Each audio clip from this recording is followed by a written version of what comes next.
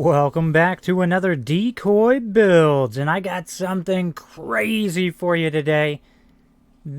I built a game. Within the game, to be more precise, I built a fully functional board game.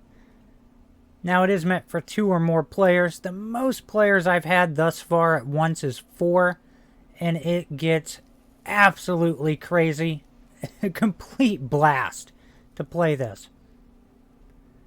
So, of course, we got plenty of squares all around. Over here, this explains what all the squares are.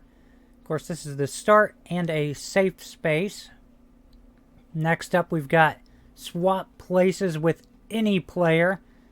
That can be utterly devastating. Then we got rad buff +3 on your next roll. The hated nuke, 1 non-safe space. All players in that space go back to the last safe space. Then we got snipe target -2 on their next roll. The Nuka Rush, move forward 1 space. And the utterly dreaded R&R, skip your next turn.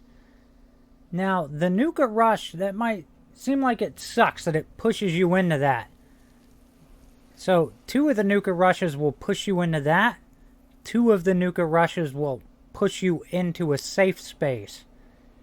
Now, the safe space only saves you from nukes. You can still get targeted with the -2 or someone swapping places with you, which keeps things interesting. Then, of course, what board game is complete without a die or dice? And yeah, I built a random number generator, which one thing to remember with that is sometimes you can totally get the same thing twice. So, if you do build a random number generator, don't be discouraged if you get the same thing a few times in a row. And that's just how it works. So, of course, you just flip the switch, it opens a door, tells you how, like, basically what your dice roll was between 1 to 6. And, yeah, I mean, so along the top I've got 1, 3, 5, bottom is 2, 4, 6.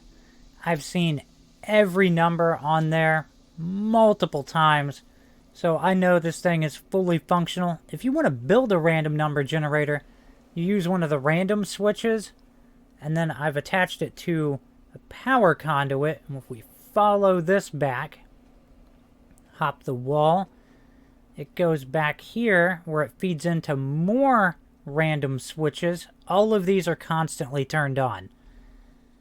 So this one feeds up, shoots over here, and then attaches to the other random switch. And then the opposite piece on it shoots up, it then goes over and then back down. So it's attaching to the top middle door. And then the 2 spots on the other random switch are the top left and bottom left. So the opposite side, it's just going to attach to the other doors, kind of mirroring what's going on the opposite side. Let me hop this wall. Then, of course, up there you can see my super cool little die, you know, to help illustrate the idea of rolling the die. Now, I gotta say, this we've play tested this quite a few times. Everybody in my play group absolutely loved playing this game.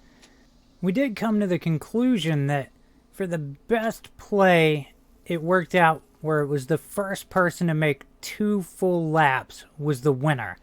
And that was way easier said than done.